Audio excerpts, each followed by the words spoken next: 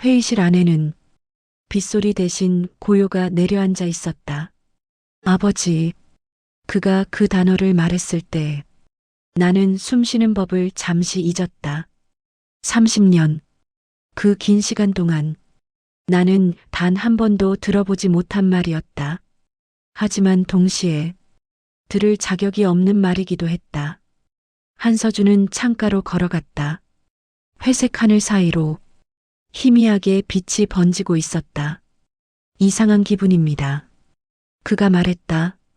평생 궁금했던 사람을 이렇게 만나게 될 줄은 몰랐습니다. 나는 아무 대답도 하지 못했다. 무슨 말을 해야 할지 몰랐다. 용서를 빌어야 할까? 아니면 그저 침묵해야 할까? 그가 다시 입을 열었다. 어릴 때 이런 상상을 자주 했습니다. 나는 조용히 그의 등을 바라봤다. 언젠가 길을 걷다가 우연히 마주치는 겁니다. 그의 목소리는 놀라울 만큼 차분했다. 그러면 바로 알아볼 줄 알았습니다. 가슴이 저릿했다. 그런데 막상 만나보니 그가 아주 작게 웃었다. 쓸쓸한 웃음이었다. 생각보다 어렵더군요. 나는 겨우 물었다. 왜 말하지 않았지? 그는 잠시 침묵했다. 그리고 말했다. 확신이 없었습니다. 돌아섰다. 그의 눈이 나를 향했다. 혹시라도 아니면 어떡합니까? 그 말이 가슴 깊이 박혔다. 그리고 잠시 멈췄다. 두려웠습니다. 심장이 조용히 내려앉았다. 만약 정말 맞다면 나는 어떤 표정을 지어야 할지.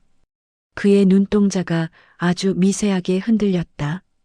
웃어야 하는지, 원망해야 하는지. 나는 더 이상 버틸 수 없었다. 서준아. 이름이 입 밖으로 흘러나왔다. 처음 불러보는 이름이었다. 그 순간 그의 표정이 멈췄다. 공기가 얼어붙은 듯 고요해졌다. 내가 더 놀랐다. 이름 하나 불렀을 뿐인데 심장이 찢어질 것 같았다. 죄송합니다. 나는 고개를 떨궜다. 불러도 되는지. 그는 한동안 아무 말도 하지 않았다. 그리고 천천히 말했다.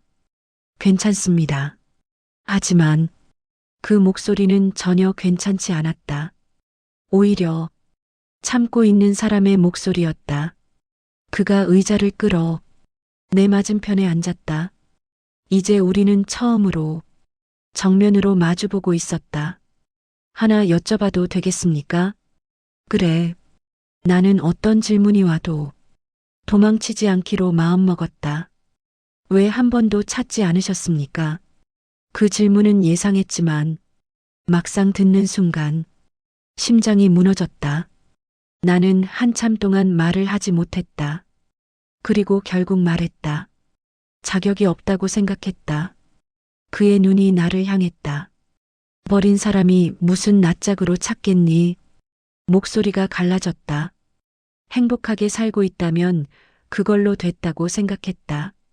눈물이 고이는 게 느껴졌다. 혹시라도 나타나서 내 인생을 흔들까봐. 그는 조용히 듣고 있었다.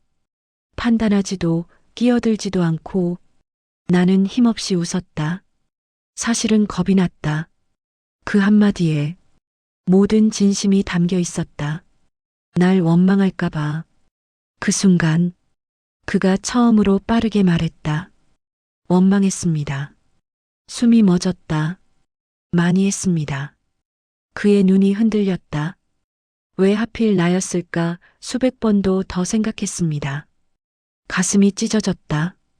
하지만 그는 이어 말했다. 그런데 시간이 지나니까 잠시 침묵. 원망하는 것도 지치더군요. 나는 아무 말도 할 수 없었다. 그는 낮게 말했다. 그래서 그냥 궁금해졌습니다. 어떤 사람이었는지. 그 말은 이상하게 따뜻했다. 비난보다 더 아픈 종류의 따뜻함. 그때 그가 천천히 물었다. 저를 안아본 적 있으십니까? 심장이 내려앉았다. 나는 떨리는 숨을 내쉬었다. 있다. 목소리가 거의 들리지 않았다. 단 한 번 기억이 선명하게 되살아났다. 작고 따뜻했던 몸, 미약하지만 분명했던 심장 소리. 나는 눈을 감았다.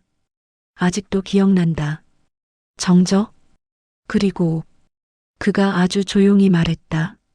저도 기억나는 게 있습니다. 나는 놀라 그를 봤다. 물론 진짜 기억은 아닐 겁니다. 그는 희미하게 웃었다. 너무 어렸으니까. 시선이 멀어졌다. 그런데 이상하게 잠시 멈췄다. 따뜻했던 느낌이 남아 있습니다. 그 말 한마디에 나는 결국 무너졌다. 눈물이 조용히 흘러내렸다. 30년 동안 단 한 번도 울지 않았던 기억 앞에서 그때였다. 한서준이 천천히 말했다. 대표님, 나는 눈물을 닦지도 못한 채 그를 봤다. 그의 다음 말은 내가 상상조차 하지 못한 것이었다. 우리 가끔 식사라도 하시겠습니까? 세상이 멈춘 것 같았다. 뭐? 그는 담담하게 말했다. 당장 아버지로 살라는 말은 아닙니다. 숨이 떨렸다. 그냥 모르는 사람보다는 나을 것 같아서요. 나는 완전히 말을 잃었다. 그가 덧붙였다. 시간이 조금 필요합니다. 그 순간 깨달았다.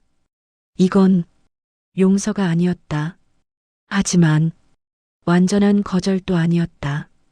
어쩌면 단 한 번뿐일지도 모르는 기회였다. 나는 떨리는 목소리로 말했다. 그래. 숨이 무너졌다. 고맙다. 그는 아무 말도 하지 않았다. 하지만 아주 미세하게 고개를 끄덕였다. 창밖을 보니 비가 거의 그쳐 있었다. 30년 만에 처음으로 우리는 일주일 뒤에 다시 만났다. 회사 근처가 아닌 조용한 식당이었다. 서준이 먼저 와 있었다. 창가 자리, 햇살이 그의 어깨 위로 내려앉아 있었다. 이상하게 낯설지 않았다. 마치 오래전부터 저 자리에 앉아 있었던 사람처럼 느껴졌다. 기다렸니? 내가 묻자 그는 고개를 저었다. 방금 왔습니다. 거짓말이라는 걸 알 수 있었다. 물잔이 이미 반쯤 비어 있었으니까. 하지만 나는 모른 척했다. 이 어색한 시간을 조금이라도 오래 붙잡고 싶었다. 우리는 한동안 메뉴만 바라봤다.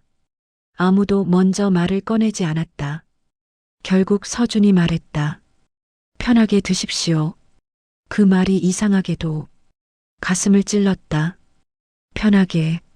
부모가 자식에게 하는 말이 아니라 자식이 부모에게 하는 말 같아서 음식이 나오고 나서야 대화가 조금씩 시작됐다. 입양해 주신 분들은 어떤 분들이셨니? 내 질문에 서준의 표정이 부드러워졌다. 좋은 분들이었습니다. 그의 목소리가 처음으로 따뜻해졌다. 아버지는 목수셨고 어머니는 작은 서점을 하셨습니다. 나는 조용히 들었다. 부유하진 않았지만 부족한 적은 없었습니다. 잠시 웃었다. 생일이면 늘 직접 케이크를 만드셨거든요. 가슴 깊은 곳이 저릿했다. 내가 해주지 못했던 모든 것들, 대학교도 보내주시고 유학도 지원해 주셨습니다. 사랑받았구나. 그는 망설임 없이 말했다. 예. 그 한마디에 눈물이 날 뻔했다. 다행이었다. 정말 다행이었다. 하지만 동시에 견딜 수 없을 만큼 미안했다. 그때 서준이 말했다. 어머니가 돌아가시기 전날 나는 고개를 들었다. 입양 사실을 다시 꺼내셨습니다. 숨이 멎었다. 찾아볼 생각 없냐고 물으셨습니다. 그래서 그는 물잔을 만지작거렸다. 그땐 없다고 했습니다. 나는 이유를 묻지 못했다. 왠지 들으면 버틸 수 없을 것 같아서. 그는 낮게 말했다. 이미 충분히 사랑받았으니까요. 그 말은 구원이었고 형벌이었다. 그런데 장례를 치르고 집에 돌아왔을 때 잠시 멈췄다. 갑자기 궁금해졌습니다. 그의 시선이 나를 향했다. 나는 누구를 닮았을까? 심장이 조용히 내려앉았다. 웃을 때 모습은 누구와 같을까? 나는 아무 말도 하지 못했다. 그때 서준이 조용히 덧붙였다. 버려진 게 아니라면. 가슴이 무너졌다. 나는 결국 말했다. 버린 거다. 그는 놀라지 않았다. 이미 알고 있다는 얼굴이었다. 나는 떨리는 숨을 내쉬었다. 그 어떤 말로도 변명하지 않겠다. 잠시 침묵. 식당 안에는 잔잔한 음악이 흐르고 있었다. 사람들은 평범하게 웃고 떠들고 있었다. 세상은 그대로인데 나만 다른 시간 속에 있는 것 같았다. 그때 서준이 물었다. 행복하셨습니까? 예상하지 못한 질문이었다. 나는 잠시 생각했다. 그리고 솔직하게 말했다. 모르겠다. 그는 조용히 기다렸다. 사업이 잘 됐을 때도 있었고 실패했을 때도 있었고 나는 힘없이 웃었다. 딸이 태어났을 땐 정말 기뻤다. 하지만 다음 말은 입 밖으로 나오기까지 오래 걸렸다. 그런데 이상하게 목이 조여왔다. 항상 마음 한쪽이 비어 있었다. 서준의 눈이 나를 향했다. 나는 겨우 말했다. 내 자리였다. 정적? 그의 손이 멈췄다. 눈동자가 흔들렸다. 그걸 보는 순간 나는 확신했다. 이 아이도 지금 버티고 있다는 걸. 그때였다. 서준이 아주 작게 말했다. 저도 그렇습니다. 숨이 멎었다. 부모님이 돌아가신 후에 잠시 숨을 골랐다. 아무리 성공해도 기쁘지가 않더군요. 그의 목소리가 처음으로 갈라졌다. 축하해줄 사람이 없으니까. 가슴이 찢어졌다. 나는 아무 말도 할 수 없었다. 그저 듣는 것밖에는. 그는 창밖을 바라봤다. 햇살이 조금 더 밝아지고 있었다. 그래서 찾아온 걸지도 모르겠습니다.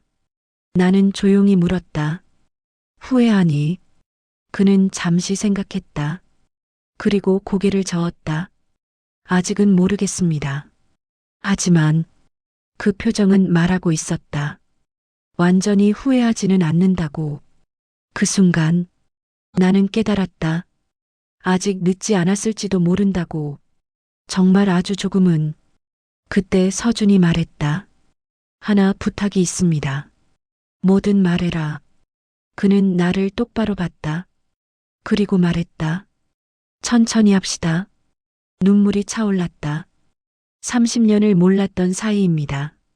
그의 목소리는 놀라울 만큼 단단했다. 하루아침에 가족이 될 순 없습니다. 나는 고개를 끄덕였다. 그래. 하지만 잠시 멈췄다. 남보다 못한 사이는 되고 싶지 않습니다. 그 말이 심장 깊숙이 들어왔다. 나는 결국 고개를 숙였다. 눈물이 식탁 위로 떨어졌다.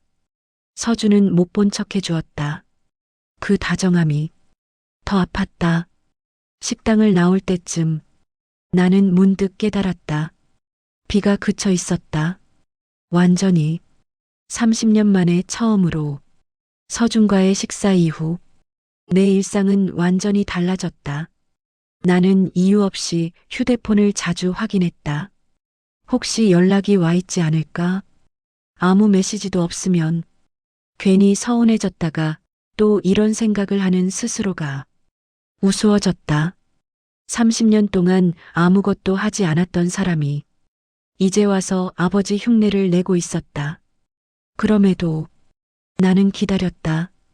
그리고 정확히 열흘 뒤 서준에게서 메시지가 왔다. 시간 괜찮으시면 오늘 저녁 어떠십니까? 그 짧은 문장을 읽는데 심장이 이상하게 빨리 뛰었다. 나는 바로 답장을 썼다가 지웠다. 너무 급해 보일까봐. 다시 썼다. 좋다. 단 2글자였지만 손끝이 떨렸다. 우리는 조금씩 만나는 횟수를 늘려갔다. 거창한 일은 없었다. 그저 밥을 먹고 차를 마시고 가끔은 아무 말 없이 걷기도 했다. 하지만 이상하게 그 시간이 좋았다. 어느 날 길을 걷다가 서준이 무심코 내 쪽으로 걸음을 맞췄다. 보폭이 비슷해졌다. 그 사소한 순간에 나는 울 뻔했다. 그때 깨달았다. 아, 나는 지금 행복하구나. 늦었지만, 정말 늦었지만, 그런데 행복은 늘 불안과 함께 온다. 그날 오후였다. 김 비서가 급하게 내 사무실 문을 두드렸다. 대표님, 무슨 일인가요? 표정이 좋지 않았다. 한서준 대표님 회사가 심장이 철렁 내려앉았다. 왜? 지금 시장에서 공격받고 있습니다. 나는 자리에서 벌떡 일어났다. 무슨 소리야? 해외 펀드 쪽에서 대규모 매도를 시작했습니다. 머릿속이 빠르게 돌아갔다. 의도적인 흔들기였다. 누군가 서준의 회사를 노리고 있었다. 규모는? 김 비서가 낮게 말했다. 상당합니다.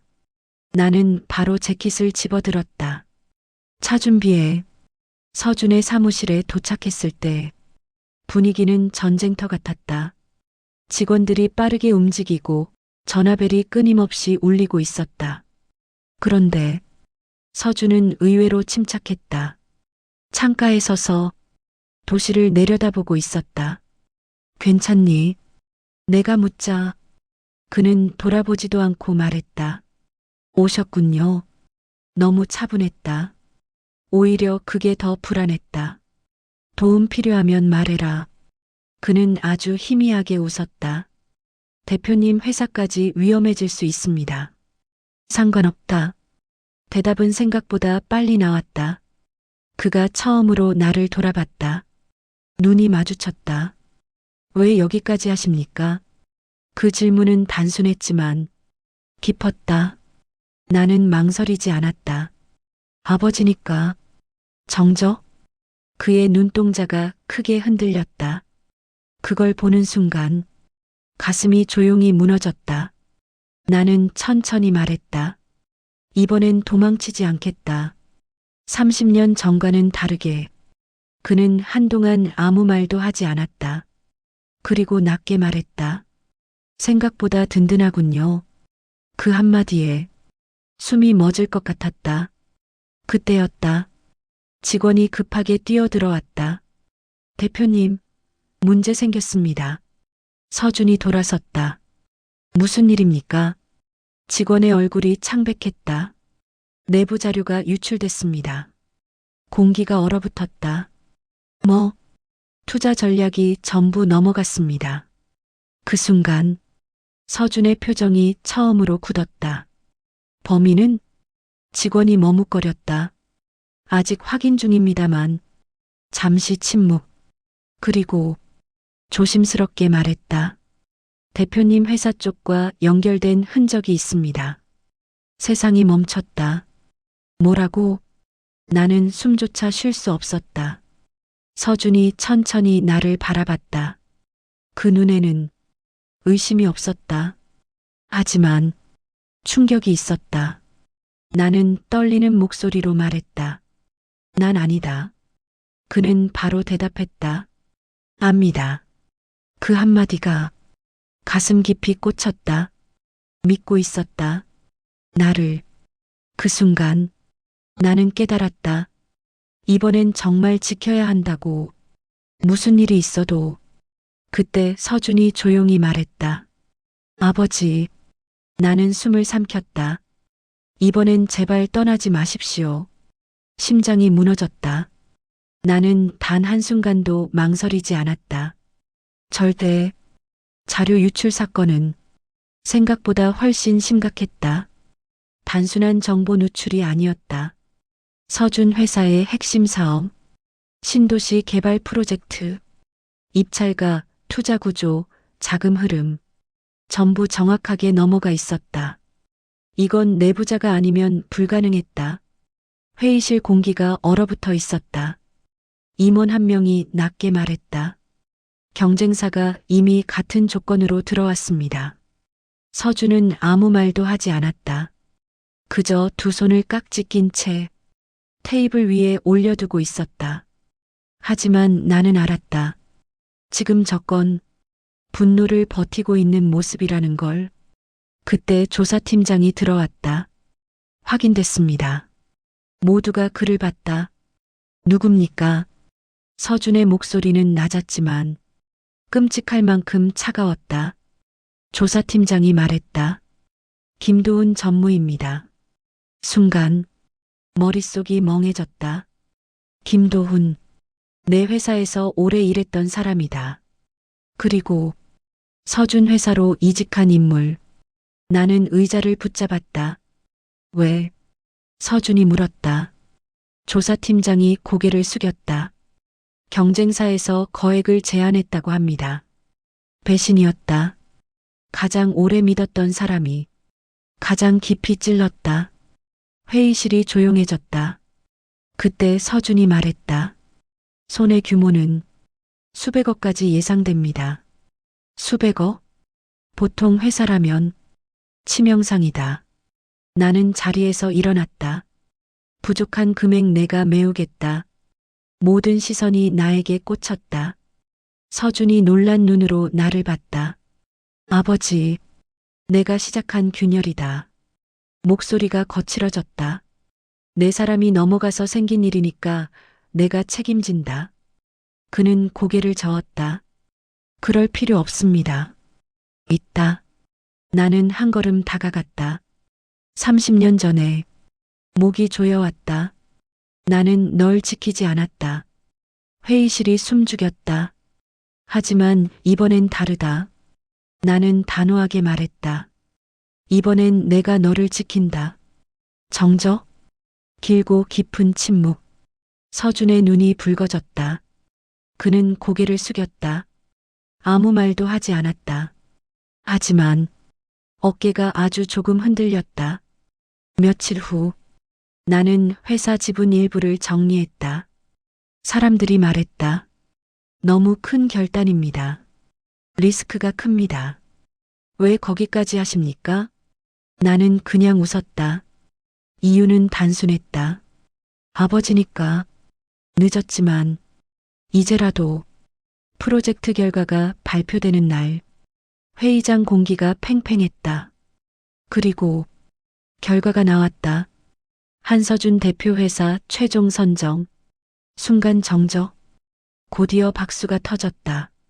나는 숨을 길게 내쉬었다. 끝났다.